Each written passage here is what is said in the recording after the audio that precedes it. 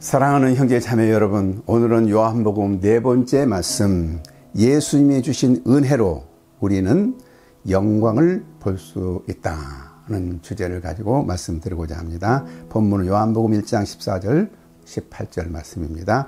말씀이 육신이 되어 우리 가운데 거하심, 우리가 그 영광을 보니 아버지의 독생자의 영광이요 은혜와 진리가 충만하더라. 요한이 그에 대하여 증언하여 외쳐 이르되 내가 전에 말하기를 내 뒤에 오시는 이가 나보다 앞선 것은 나보다 먼저 계심이라 한 것이 이 사람을 가리킴이라 하니라. 우리가 다 그의 충만한 데서 받으니 은혜 위에 은혜라라. 율법은 모세로 말미암아 주어진 것이요 은혜와 진리는 예수 그리스도로 말미암아 온 것이라. 본래 하나님을 본 사람이 없을 때 아버지의 품속에 있는 독생하신 하나님이 나타내셨느니라. 요한은 14절 끝에 은혜와 진리가 충만하더라고 기록해주고 있습니다. 그리고 15절에서 가로적인 의미로 세례 요한의 사역을 소개하고 있습니다. 15절에서 강조한 것은 예수님은 세례 요한보다 뛰어난 사역을 하셨다는 것입니다. 그 이유는 그가 먼저 계셨기 때문이라고 했습니다. 세례 요한은 육신적으로 자신이 먼저 왔지만 그가 나보다 앞선 것은 그가 먼저 계셨기 때문이라고 했습니다. 예수님의 사역이 자신보다 뛰어나다는 것은 그가 먼저 계셨을 뿐만 아니라 그의 사역은 일시적이지만 예수님의 사역은 영원한 사역이기 때문입니다. 그러므로 예수님의 사역은 세례 요한의 사역과 비교할 수 없을 만큼 절대적이요 그보다 뛰어난 사역이었습니다. 세례 요한은 자신의 방식으로 예수님의 성육신의 영광이 그 영광과 비교할 수 없이 더 위대한 것을 증거한 것입니다. 이것은 아버지의 독생자의 영광입니다. 첫째로 충만 은혜를 주신 예수님, 14절 15절을 뛰어넘어 16절과 연결시켜 봅니다. 아메리칸 스탠다드 버전을 보면 14절과 16절을 연결해서 나옵니다. 그래서 and가 아니라 for라는 말로 14절과 16절을 연결시키고 있는데요. 그래서 14절과 16절을 연결해서 읽어보면 우리가 그 영광을 보니 아버지의 독생자의 영광이요 은혜와 진리가 충만하라 하더라. 왜냐하면 그의 충만한 데서 우리가 받으니 은혜 위에 은혜라라. 우리가 영광을 볼 수 있는 이유는 은혜를 받았기 때문이라는 뜻입니다. 하나님의 영광은 아무나 자연인이 볼 수 있는 것이 아니고 초자연적인 은혜가 주어져야만 볼 수 있는 것입니다. 우리가 초자연적인 은혜를 받고 믿음을 통해서 우리의 감긴 눈이 열릴 때 우리는 그리스도의 영광을 볼 수 있습니다. 예수님이 죽은 나사로를 살리기 전에 마르다에게 말씀하셨습니다. 너희가 믿으면 하나님의 영광을 보리라고 내가 말하지 아니하였느냐. 나사로의 살린 사건을 통해서 예수님은 하나님의 영광을 보여주기를 원했습니다. 그러나 많은 사람들은 육신의 부활만 믿었지 하나님의 영광을 보지 못했습니다. 그것이 은혜의 사역이기 때문입니다. 은혜의 사역은 참으로 놀라운 사역입니다. 그의 충만한 데서 받으니 은혜 위 은혜라. 하나님이 예수님의 영광을 볼 수 있는 눈을 주실 때 그의 아름답고 위대하고 가치 있는 영광이 우리 영혼 속에 깊이 파고 들어옵니다. 우리 예수님으로부터 은혜가 임할 때 하나님의 영광이 마치 레이저 광선같이 우리의 삶 속으로 깊이 파고 들어옵니다.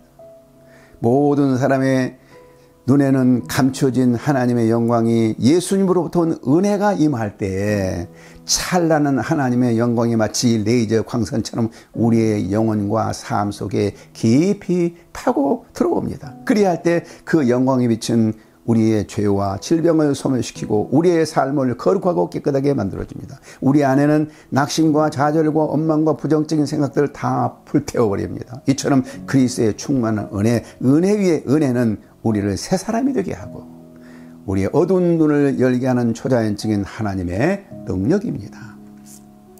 둘째로 모세보다 더 큰 은혜를 주신 예수님, 17절에서도 16절에서 시작한 말씀과 같이 왜냐하면으로 시작합니다. 그러므로 우리는 16절과 17절을 함께 읽어야 됩니다. 그의 충만한 뜻을 받으니 은혜 위에 은혜라. 왜냐하면 율법은 모세로부터 받고 은혜와 진리는 예수님으로부터 받기 때문이다. 왜 모세인가? 왜 요한은 여기서 모세와 율법을 언급하는가? 이 의미를 이해하기 위해 우리는 이곳 문맥을 벗어나면 안 됩니다. 요한이 여기 문맥에서 말하고자 한 것은 율법과 은혜의 대조를 말한 것이 아니고, 여기서 요한은 은혜의 충만으로 하나님의 영광을 보는 것에 역점을 두고 있습니다. 아버지의 독생자의 영광을 볼 수 있기 위하여 그리스도로부터 오는 은혜를 덧입어야 하는 것입니다. 그럼 여기서 모세가 모세에게 눈을 돌리는 이유는, 모세는 하나님의 영광을 보기 위해서 열정을 쏟아부은 가장 유명한 구약의 인물입니다. 만약에 누가 하나님의 영광을 볼 수 있었다면 그는 모세였을 것입니다. 출애굽기 33장 11절에서 마치 사람이 친구에게 말하듯이 하나님 모세와 얼굴과 얼굴을 맞대고 말했다고 하나님께서 말씀하시곤 했습니다. 그러나 모세에게서는 이 얼굴과 얼굴을 맞대고 대화하는 것으로 만족하지 않았습니다. 그는 그 이상을 원했습니다. 하나님의 영광을 보기를 원했습니다.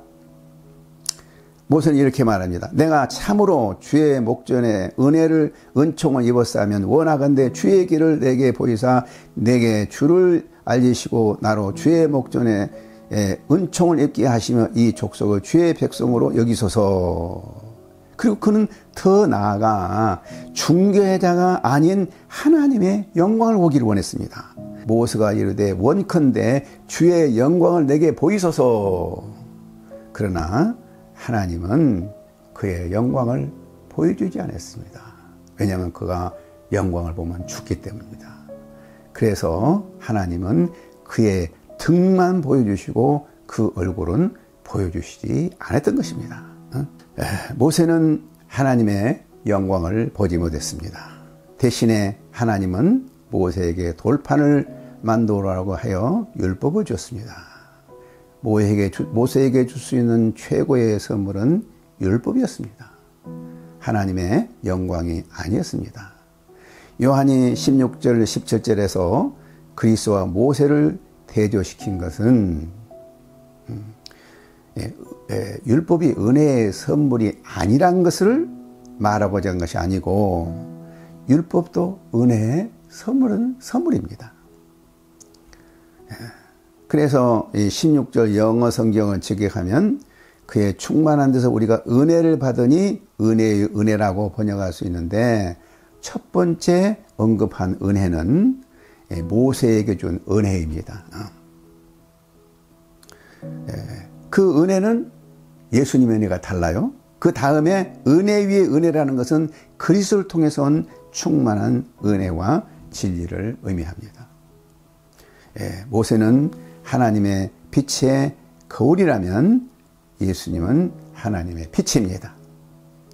모세와 대조는 18절에서도 계속됩니다. 본래 하나님을 본 사람이 없으되 아버지 품속에 있는 독생하신 하나님이 나타나셨느니라. 그러니까 모세도 하나님을 보지 못했습니다. 누가 하나님을 봤다고요? 하나님의 품속에 있는 예수님이 하나님을 봤다는 거예요. 그래서 예수가 하나님을 나타내셨다는 뜻입니다. 모세는 중보자로서 율법을 중보했지만 예수님은 하나님 자신이요 독생하신 하나님이라고 했습니다. 독생하신 하나님을 영어로 뭐라고 했습니까? 하나님과 아주 가까운 사이. He is in closest relationship with the Father라고 했습니다. 모세는 뱀을 들었지만 예수님은 자신이 들렸습니다. 하나님은 모세를 통해 만나를 주었지만 예수님은 자신이 하늘에서 내려온 참떡이었습니다. 모세는 그리스도에 관하여 기록했지만 예수는 자신이 그리스도였습니다. 모세의 율법은 하나님께 받았지만 그리스도는 하나님이셨습니다. 요한이 전하고자 하는 메시지는 모세와 그리스도의 비교할 수 없는 큰 차이가 있다는 것을 말하고자 한 것입니다. 모세는 은혜를 가리킬 뿐이지만 그리스도는 은혜를 실행한 사람입니다. 세 번째로 예수님을 보는 것이 곧 하나님을 보는 것입니다. 아무도 하나님을 본 사람이 없다고 했습니다. 모세까지도 못 보았습니다. 아버지 품속에 있는 예수가 하나님을 보게 해줍니다. 예수님을 본 자는 아무리 단순한 신자도 은혜와 진리가 충만한 예수님의 영광을 봅니다. 예수님은 요한복음 12장 44절 45절에서 이렇게 말씀하십니다. 나를 믿는 자는 누구든지 나를 믿는 것이 아니고 나를 보내신 자를 믿는 것이다. 나를 본 자는 그를 본 자다. 신성을 가지고 오신 예수께서 우리에게 은혜로 그 놀라운 영광을 보여주신다는 것은 얼마나 놀라운 말씀입니까? 우리가 그리스도의 은혜로 내의적 광선과 같은 그리스도의 영광이 우리의 영혼 속에 깊이 파고들 수 있다는 소식처럼 기쁜 소식이 어디에 있습니까? 우리는 어떻게 그 영광을 볼 수 있다고 성경은 말합니까? 말씀을 통해서 예수 그리스도가 선포될 때 성령을 통한 그리스도의 은혜로 주어진 것입니다.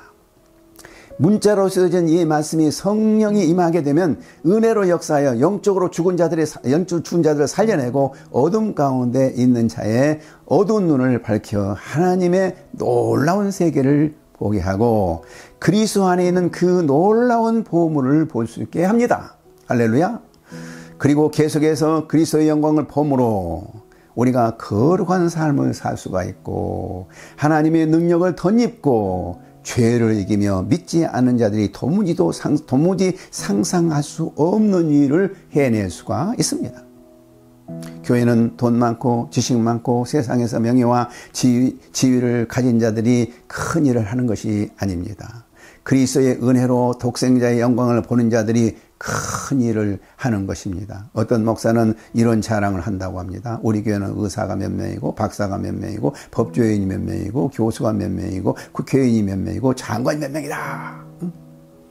그러나 이런 사람들이 모여서 인간 자랑이나 하고 민면한 예배를 드린 것보다도 은혜 충만한 그리스도인들이 뜨겁게 찬양하고 예배드림으로 하나님의 영광이 레이저 광선처럼 각 사람의 영혼을 불태울 때 교회는 놀라운 역사가 일어납니다. 내가 대학생 사역을 할 때 모이던 학생들 중에는 재수, 삼수, 낙제생이 많았습니다. 그러나 그들의 예수님을 믿기 시작하면서 삶이 달라집니다. 그들의 비전이 달라지고 비전이 달라지니까 공부도 남달리 잘하고 두려움 없이 복음을 전합니다. 내가 한양대학에서 처음 개척을 할 때 한 형제가 있었습니다. 그는 시골에서 부잣집 아들로서 부모의 특별한 사랑을 받고 자랐습니다.